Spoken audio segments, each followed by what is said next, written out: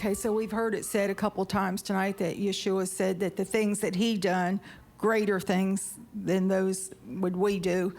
So I've always pondered the thought, what could be any greater than what Yeshua done by opening the blinded eyes and the deaf ears hearing and raising the dead? What possible work could be greater than what he done?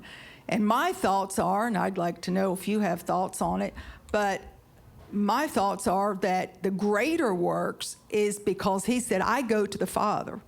I'm going to be leaving, but I'm going to put my spirit within you, and there are many of you. That's exactly right. Okay. That's so exactly I wanted right. to make sure I was on the right track, because what greater work could you possibly do than what he'd already done? But because his spirit is now in us, there's more of us. Okay. It's multiplied. It's multiplied. Greater doesn't necessarily mean in a Hebraic, from a Hebraic point of view, greater doesn't necessarily mean more important than or taller than. It just means magnified, multiplied. It's plenteous. That's the idea behind it. One seed goes into the ground and it dies, right? Mm-hmm. And it puts forth a shoot. We'll just say it was an apple seed, all right? So that one apple seed goes into the ground and it dies, and then the shoot comes up and it produces a little sapling. The sapling matures, it becomes a tree. The tree puts out these shoots, and those shoots develop into branches, and those branches put out foliage, and they put out blooms, and that produces fruit.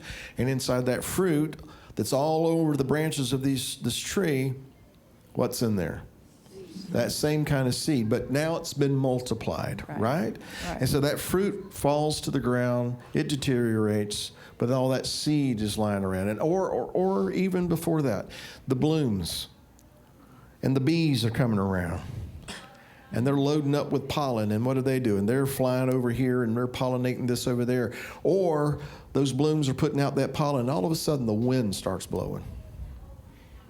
What is it doing? It's scattering that same seed.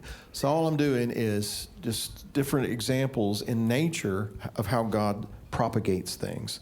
But it's the same principle. Yeshua is the grain of wheat that goes into the ground and dies, but now I've gone to the Father.